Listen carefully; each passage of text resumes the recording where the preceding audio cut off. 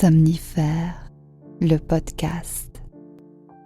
Bonsoir à toutes et à tous, nous sommes le lundi 16 janvier et Somnifère vous raconte ce soir l'histoire d'une jeune femme qui traverse une période compliquée entre difficultés professionnelles et deuil de sa relation.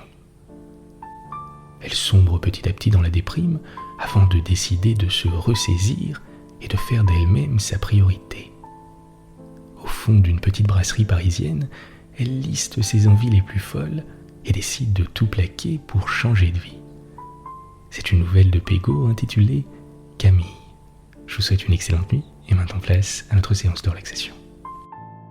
La séance de relaxation. On va commencer par prendre une grande et profonde inspiration par le nez et on évacue toutes les tensions à l'expire.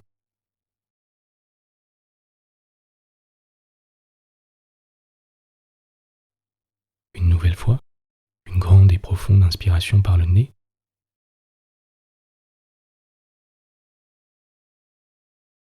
et on expire toutes les tensions.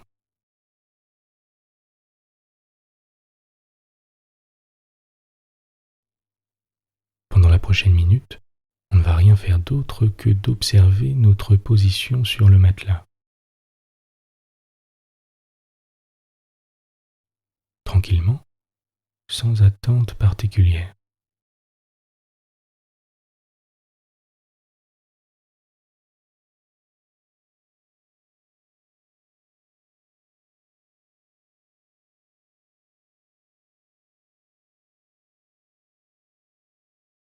Observez votre respiration s'adoucir progressivement.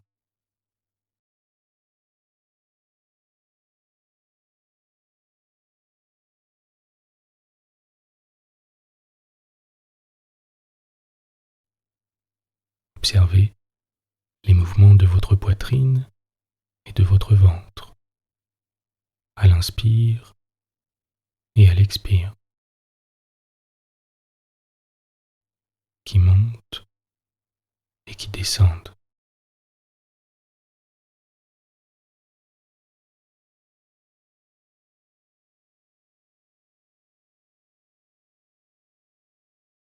On va à présent relâcher tous les petits muscles de notre visage. La mâchoire qui se desserre,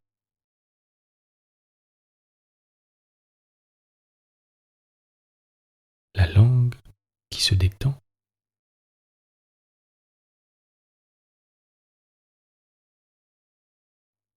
le front et l'espace entre les deux sourcils qui se déplissent.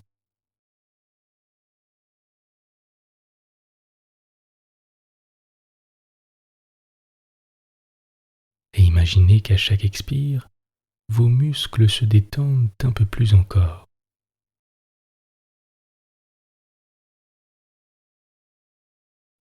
À chaque expire, votre corps s'enfonce encore un peu plus dans le matelas.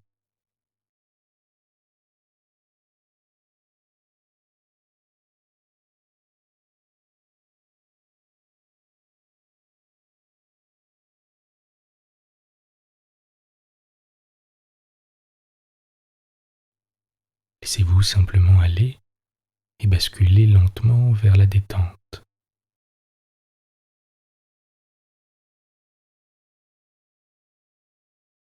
Portez à présent votre attention sur vos deux pieds et sentez comme une douce sensation de détente les envelopper.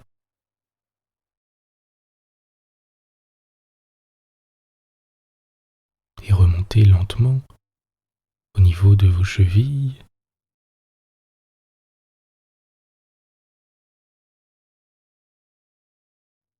vos mollets,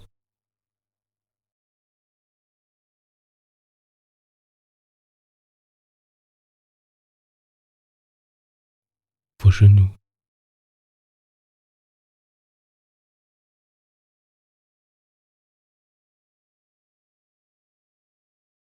vos cuisses,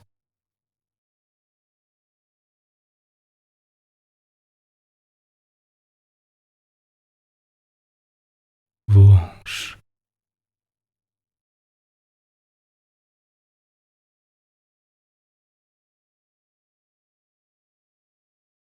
votre ventre qui continue de vous bercer tranquillement.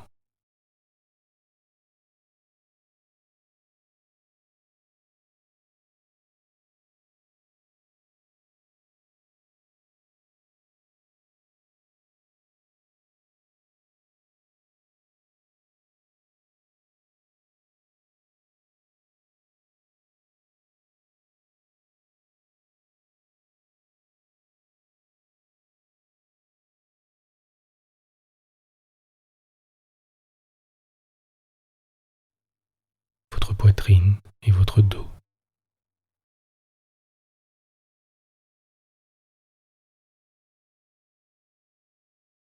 Vos épaules qui sont complètement relâchées.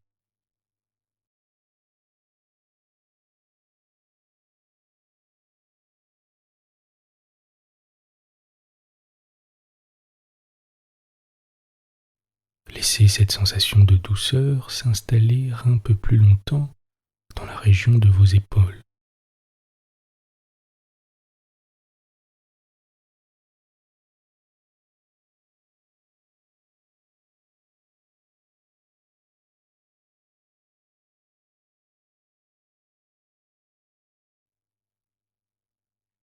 Avant de rejoindre votre nuque tranquillement.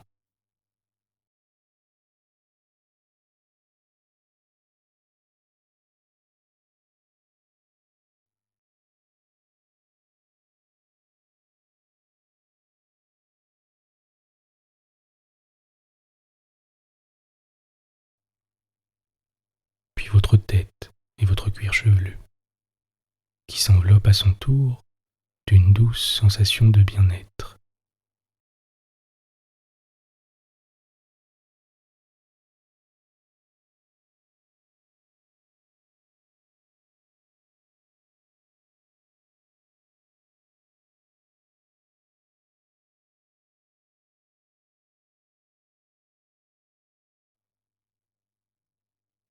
Ne faites rien d'autre à présent que de profiter de cet état de détente et de quiétude.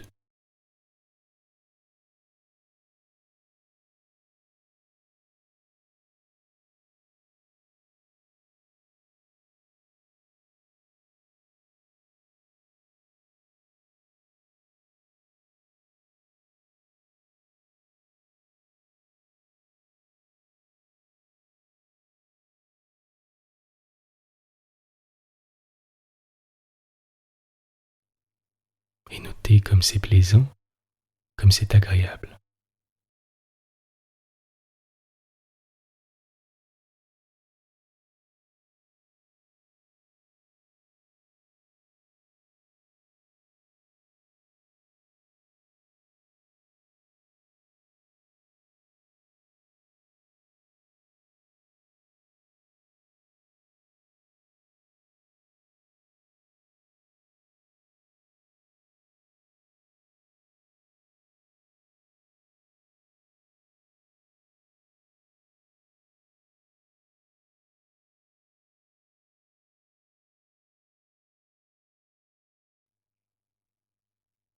Vous êtes calme et détendu.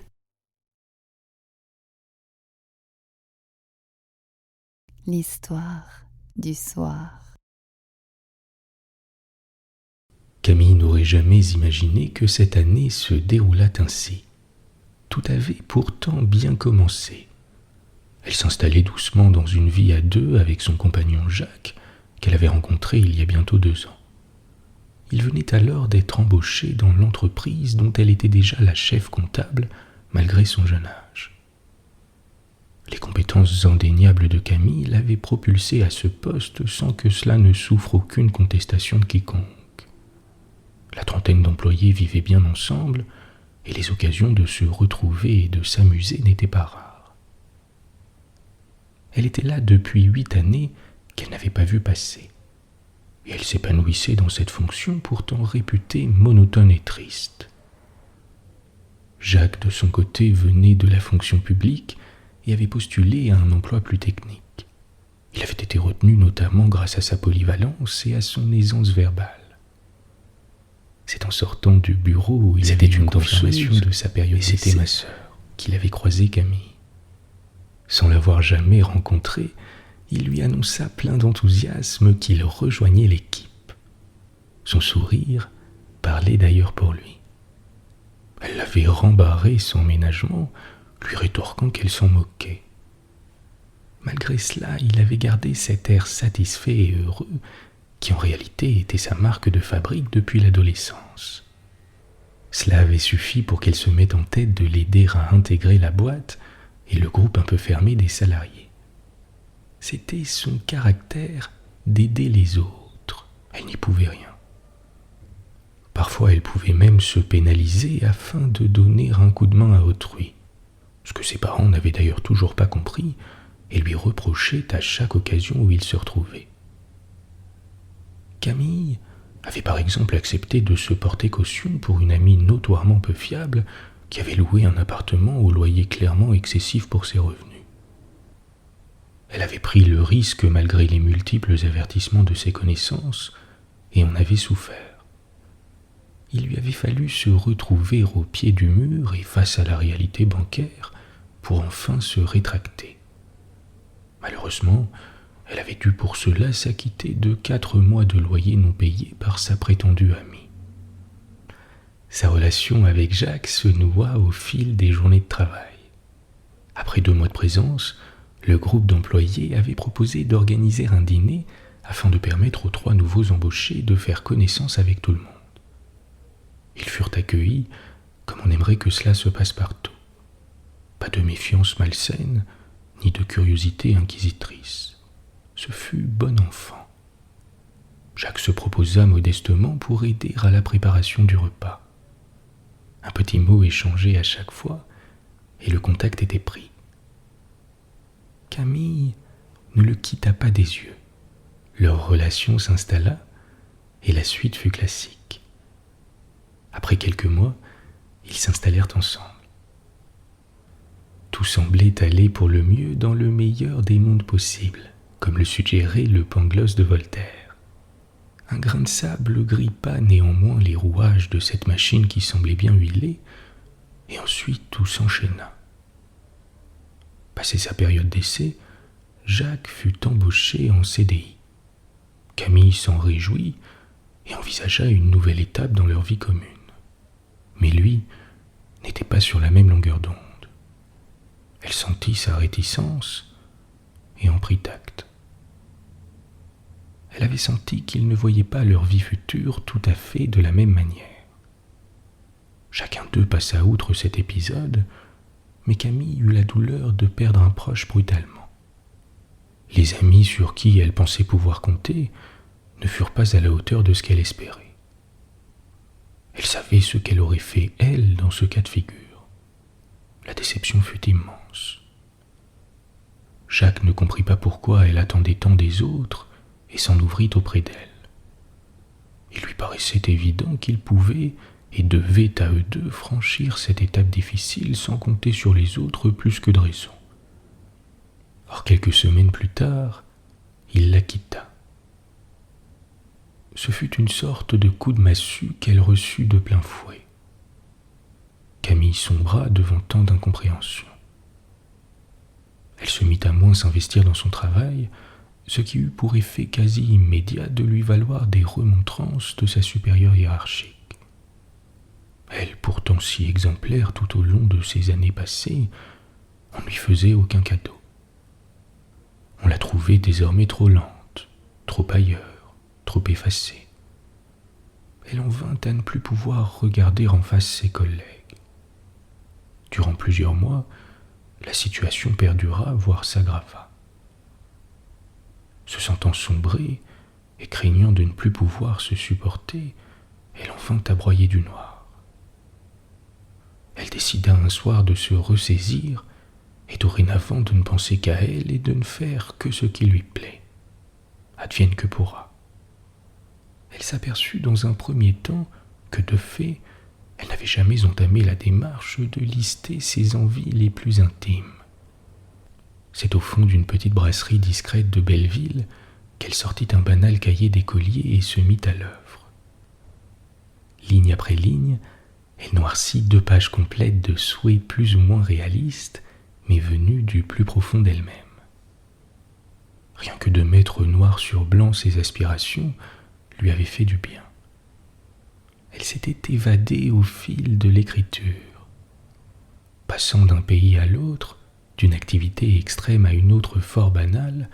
Seul son corps était physiquement présent, mais son esprit était allé si loin qu'elle s'était imaginée ailleurs. Elle vécut mentalement tout ce qu'elle avait en elle, enfoui quelque part dans son inconscient. De lointaines destinations sud-américaines ou alors australes, mais aussi des lieux ou événements beaucoup plus proches. Elle se surprit d'ailleurs à mentionner la Grèce en premier choix de ses désirs. Du café glacé, des feuilles de vigne, des beignets de courgettes, du bon vin et des villes qui lui laisseraient plein de souvenirs. Passer d'une île à une autre, marcher seul dans les rues d'Athènes, danser toute la nuit et s'abandonner dans les bras de Panos, Yanis ou Théodoros.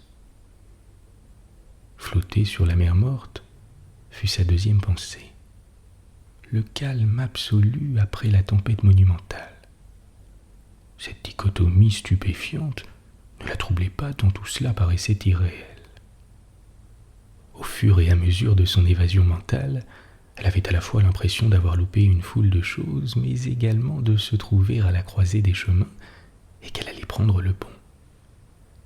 Elle divagua sur tous les océans de la planète, dans les recoins les plus reculés du globe, et à chaque fois elle s'y voyait détendue, apaisée et curieuse de découvertes inattendues. Revenue à la réalité du serveur venu réclamer le règlement de sa note, elle était remontée comme une pendule. Elle rentra chez elle, prévint Jacques qu'elle partirait demain et lui laissait l'appartement et la vaisselle. Elle commença ostensiblement sa valise dans un grand éclat de rire et se mit sur son ordinateur pour lui, dit-elle, réserver son premier billet d'avion. Il en resta bouche bée. Il la voyait telle que jamais. Se rendant compte qu'elle avait à cet instant précis le courage qu'il n'avait pas, il l'embrassa poliment et sobrement, posa son trousseau de clés sur la table dans l'entrée, puis partit sans précisions aucune. Elle s'assit sur le lit devenu immense et fit le bilan de ses jours derniers. Elle n'en revenait toujours pas. Cette audace lui était inconnue. Elle en vint paradoxalement à se reprocher de n'avoir pas agi plus tôt dans sa vie, d'avoir été trop sage, trop docile. Elle se leva, fit le tour de son logement et avertit immédiatement le propriétaire de sa décision. Elle lui rendrait l'appartement dès la fin de la semaine et se tenait à sa disposition pour les éventuelles visites. Son préavis, elle lui en faisait cadeau. Soulagée, elle appela son père afin de lui rendre visite et le ménager un peu, sachant parfaitement que le choc de cette rupture dans la vie de sa fille l'ébranlerait à nouveau. Majestueusement, après avoir écouté sa Camille dérouler son projet, il l'embrassa. Il la sentait en harmonie avec elle-même et cela le ravissait. Il lui proposa son aide si elle en ressentait le besoin, sachant par avance qu'elle lui dirait oui mais n'en ferait rien. Revenue à son domicile, Camille, seule face à ses bagages, se sentit libérée, l'esprit léger, en accord finalement avec elle-même. Elle avait en une seule année brisé toutes les barrières inconscientes qui l'avaient encombrée, brimée et empêchée de vivre pleinement. Sa première destination serait le Costa Rica. Bonne nuit. Bonne nuit.